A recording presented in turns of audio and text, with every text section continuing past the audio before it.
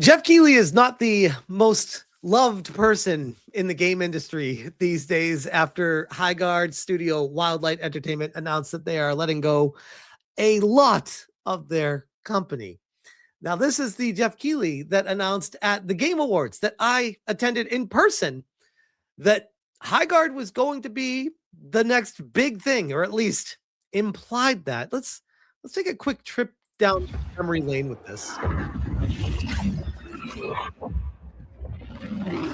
I got to be honest, when I was there in person watching this, I was just like, this looks awesome. And then I saw what happened. I was like, oh, no, I'm out. Here we go.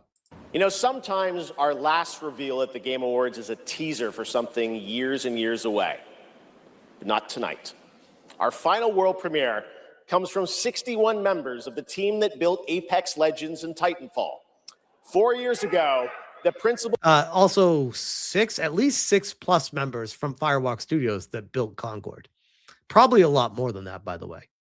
Founded a new independent studio with the hopes of pushing the shooter genre forward with a new original game. They've done it in complete secrecy, which is even more amazing because the game is very deep into development. The power of independent, self-published studios to push this medium forward is a growing and I think positive theme in our industry. And so tonight, you're not only going to get the announcement of the game, but also your first look at the gameplay. I've played it, and after you see this trailer, I think you're going to want to as well. The survey said no. Welcome to Highguard. Right there, I'm out. Generic dude, I'm out. Like that. As soon as I saw that, I'm like, oh, it's one of those games. You know that saying, don't have a second chance to make a first impression? That was this game. Like right off the bat, I was already out immediately. But Geoff Keighley's starting to feel the pressure from the community. He said, a large part of Wildlight Entertainment team that worked on Play Highguard has been laid off just 16 days after release. An unfortunate, brutal, and sad outcome for a game I enjoyed in early playtest. Oh, the cope. I liked it early on. I don't know what they did with it, guys, but it was good. It was really good when I first started playing it. Legacy Killer. We need to talk, bro. Kino Casino, Andy Morsky. You need to apologize to us. And this is referencing, of course. I said, hang this shit in the loop. Geoff Keighley. In 48 hours, I'll be accepting your apologies. Jay Viper. A lot of people are blaming Geoff here. And though I get it, I also don't. And before I even read this, I agree with Jay. I think it's fun to joke around in hindsight now with Geoff Keighley and how he was really excited about this game. I know there's a lot of people out there that do. I don't blame Geoff for this. I think you're welcome to be excited about a game. And maybe it was playing into his tastes and interests. Maybe he was friends behind the scenes with the studio founders, which turns out that was true too. But hey, maybe he still liked the game and wasn't being impacted by that. I don't know. My greater point is the game stands on its own merits. It's not anything about hype. Oh, if the hype wasn't there, it would have had this boom of people just finding it and learning about it. No, if the game's good, people would play it. Geoff, if anything, gave this game way more eyeballs and attention and proved that it was not good enough to survive. So I don't blame him for its failure. If you want to blame him for anything, it's getting Wildlight Studios excitement up that they have a hit on their hands when in reality they didn't.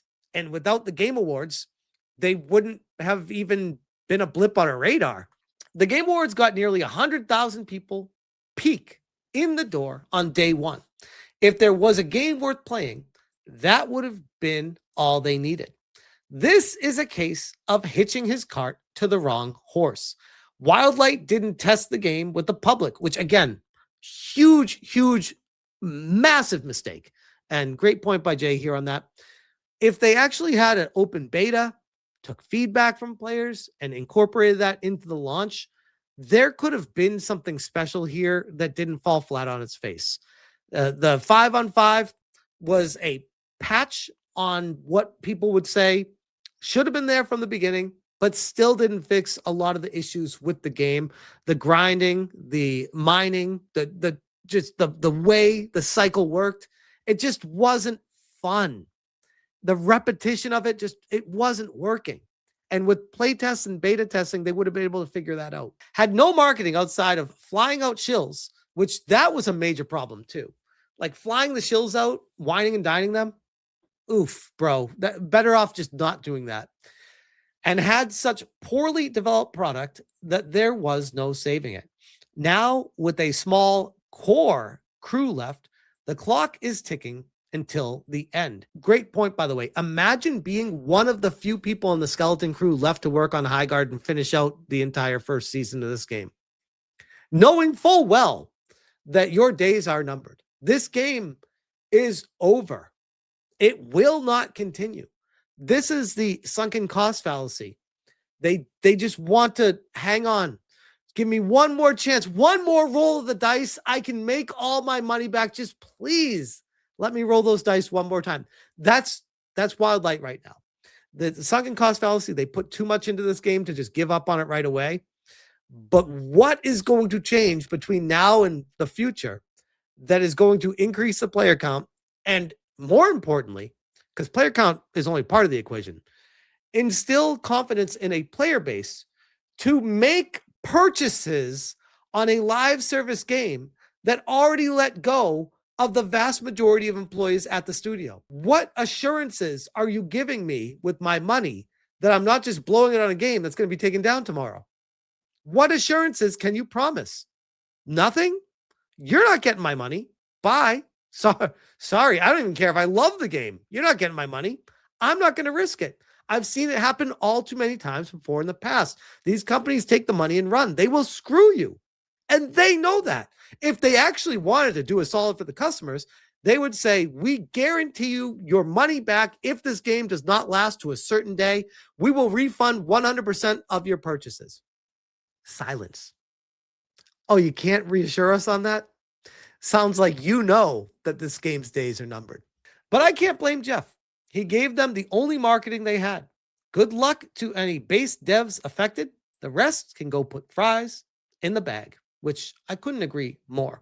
Kyle, Polygon, Geoff Keighley, your entire jury is this gay and out of touch. This is Alex Granite. This is the first one that most people saw about being laid off. Jesse Y. Sadly, I was laid off from Wildlight. It was an absolute pleasure working with this team, but bittersweet as it is, I look forward to whatever's next in my journey. If you know anyone, please. Jeffrey Tucker, my journey at Wildlight was short but sweet. Unfortunately, I was impacted by today's layoffs. I'm still processing everything, but in the meantime, if anyone knows a good opportunity, please let me know. Highguard developer Wildlight Entertainment reportedly lays off most of the team. Again, I feel for the devs that worked hard and genuinely had a passion for this game. But I would almost take a step back and say the studio culture on the whole needs to have a massive tone shift. Because if you are one of those devs that is quote unquote based and you really are talented and you're really good, what the fuck are you doing at a studio with a bunch of wokey weirdos from Firewalk Studios after Concord shut down? You're going to be working alongside those same type of people. Your career is in their hands and you trust that to them. And then when it all goes to shit and falls apart, you will be put in the basket with them. So you really do need to evaluate your employment as someone working in the game industry. You need to figure out, is this environment the right fit for me? And if you see a bunch of lefty lunatics working at that studio, you see a lot of nose rings, crazy hair, insane, typically white, liberal, female, feminists, I would say steer clear of that. Because if they're going to hire one of those, that means they're going to hire a whole bunch of those. And that means the company is not going to be around for very long. So I don't blame Geoff Keighley. I go back to, I think at the end of the day, he was buddy-buddy with the head of Wildlight. That much has already been found out. They've even announced that like full disclosure, they're friends behind the scenes. So the announcement at the end of the Game Awards is a bad look. Knowing that information and knowing you can't separate the friendship and if you really do like the game or if you just want the game to be successful. Because it's easy when you're talking about a leisure thing like playing a video game, if it's your buddy that made it and it's a fun enough game to really push it and say, it's awesome, it's great because my friend made it. You have a biased perspective. You've been bought and sold, whether it's with money or with just a relationship. You cannot be trusted. Unfortunately, the reality is, at the end of the day, the game will survive on its own merits. And Geoff Keighley, not a great look. This will follow him for a very, very long time. Dare I say, this will follow him for the rest of his life because gamers don't forget this kind of stuff. And even if we're talking 20, 30 years from now, and he's still doing the Game Awards, and he's like 100 years old, or whatever, 70 years old, and he's still doing the Game Awards, people are still going to be razzing him and ragging him over this, being like, bro, remember Highguard? Remember when you really pushed that? They're never going to let this go. But with that being said, I don't blame the Highguard failure on him, but it wasn't a good look for his reputation either, because now it's been exposed to everyone that he can be bought, not with money, maybe with money. I don't know. I can't prove that. But with a friendship, sure as hell looks like it. It's not a great look when it comes to someone you're supposed to be impartial and trusting with decisions. Not a great look. Not a great look. But Highguard failed on its own. That's not Geoff Keighley. I'll leave that there.